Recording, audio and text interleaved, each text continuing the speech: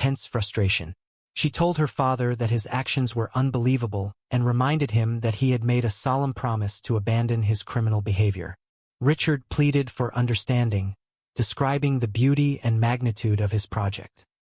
He spoke of the sophisticated irrigation system and the sheer size of the plants, trying to convey that this was not a petty crime, but a masterfully executed agricultural achievement. He desperately tried to explain the financial logic behind his actions. He revealed that he had secured a singular, highly lucrative transaction with a legitimate buyer. He emphasized that if the deal had been successful that very morning, he would have secured enough wealth to retire completely from all illegal activities for the rest of his natural life. Trinity, however, was impervious to his justifications. She stated clearly that she did not care about the potential financial gain. Her focus was on the danger he had introduced into their lives. Richard, continuing his confession, detailed the disastrous events of the previous night. He admitted his grave error in bringing Jacob and Corey to the harvest. He recounted the terrifying ambush, how unknown individuals had stolen his entire crop and fired weapons at them. Trinity was horrified that her father would willingly place her husband in such a life-threatening situation. Richard weakly attempted to shift the blame, arguing that Jacob had volunteered for the task. Trinity swiftly dismantled his defense, pointing out that as the elder and the leader, Richard had the responsibility to protect Jacob, not exploit his willingness to help.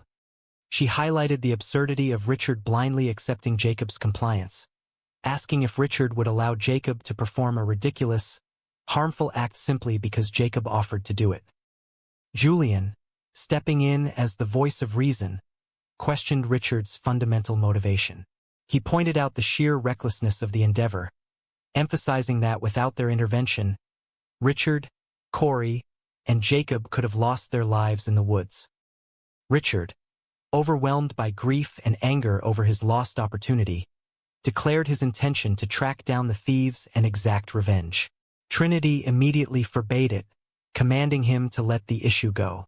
She declared that the endeavor was finished and the product was gone. She expressed her profound disappointment, stating she should have known that his grand, secret announcement would ultimately revolve around illegal and destructive behavior. Desperate to salvage the remnants of his dignity and the planned celebration, Richard vehemently denied that the stolen harvest was the subject of his upcoming announcement. He insisted that the true announcement was something entirely different, something far more significant and positive than a simple, illegal transaction.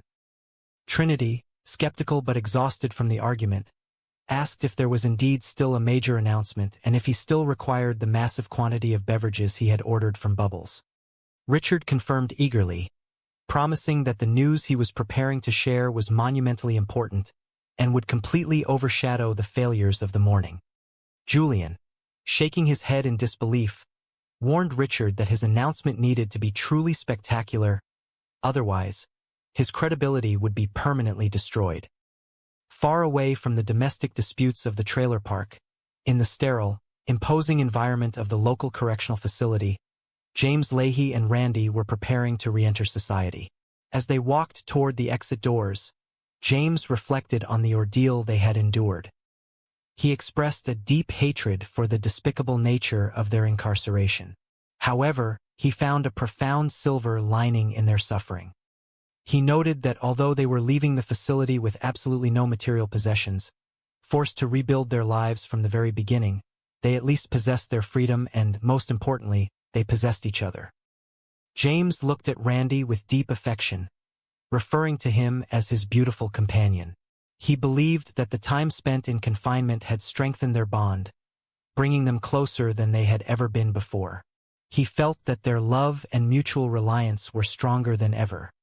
Randy shared a similar sentiment, hoping that their mental well-being remained intact as they transitioned back into the chaotic world outside. As they stepped into the bright sunlight of the parking lot, they were intercepted by Officer Ted, a man who represented the deep-seated corruption within the local police force. Officer Ted addressed them with a chilling calmness. He mentioned a rumor circulating that James and Randy intended to create difficulties for him regarding the circumstances of their arrest. James, maintaining his dignity, responded that the truth possessed the power to set men free, implying he intended to expose the corruption. Officer Ted, however, was prepared for this resistance. He presented them with a heavy, unmarked envelope. He revealed that it contained $50,000 in cash. Ted explained the dark reality of the situation. He referred to the money as compensation to ensure their absolute silence. He detailed how the $400,000 seized during their arrest was legally mandated to be transferred to the government under the proceeds of crime legislation, where it would languish indefinitely in a secured evidence facility. Ted, driven by self-interest and a twisted sense of departmental loyalty, had circumvented the law. He had ensured the vast majority of the funds remained with the local police station to purchase new equipment and vehicles. The $50,000 he presented to James and Randy was the remaining sum, offered as a bribe to sever any loose ends that could expose his criminal manipulation of evidence. Ted phrased his offer as a direct threat. He demanded to know if they would accept the arrangement, or if he would be forced to fabricate new, entirely false criminal charges to keep them incarcerated for a much longer duration. James, recognizing the immense power Ted held over their freedom, made a difficult, pragmatic choice. He thanked Ted, assuring him that the arrangement was more than acceptable. He confirmed their agreement with Randy, who nodded in silent submission. Ted delivered his final, ominous warning. He emphasized that the money was strictly for their silence. If they ever spoke a single word about the arrangement, he promised to completely and utterly destroy their lives. Back at the trailer park, Richard was channeling his nervous energy into a bizarre construction project. He had parked his dilapidated vehicle in a clearing and spent hours building a complex, multi-tiered wooden structure over the trunk and roof. It was a chaotic masterpiece of recycled lumber and misplaced ingenuity. He proudly presented his creation to Corey and Jacob. He described the various sections with the enthusiasm of a master architect. He pointed out the rudimentary kitchen setup, his sleeping quarters, and a flat-screen television he had managed to secure. He urged them to step closer and admire the craftsmanship, genuinely believing it was an amazing feat of engineering. He then directed their attention to the upper level, a makeshift patio constructed on the roof of the car. He described it as incredibly impressive. The patio featured reclining chairs, a stereo system, another television, and a decorative lamp he had fashioned himself. He even pointed out a small, custom-built stool specifically designed for Jacob. He explained a highly unsanitary plumbing solution he had devised, demonstrating how liquid waste could travel from the upper deck through a hose into the lower level. He asked for their opinion, declaring with absolute conviction that he was living a life of pure luxury, akin to a member of royalty. Corey, always eager to agree, praised the construction, stating that the elevated deck was fantastic and highly impressive. Jacob echoed the sentiment, validating Richard's fragile ego. Despite the distraction of his construction project, the pressure of the impending announcement weighed heavily on Richard's mind. He confessed to Corey and Jacob that the announcement had to be something truly magnificent, otherwise he would appear foolish and incompetent in front of the entire community. Corey, struggling to grasp the concept of a realistic announcement, suggested that Richard should publicly fake his own passing. He argued that nothing could be more surprising or significant than a declaration of mortality. Richard, exasperated by the sheer stupidity of the idea, patiently explained the fundamental flaw. He was clearly alive and standing right in front of them, making such an announcement impossible to believe.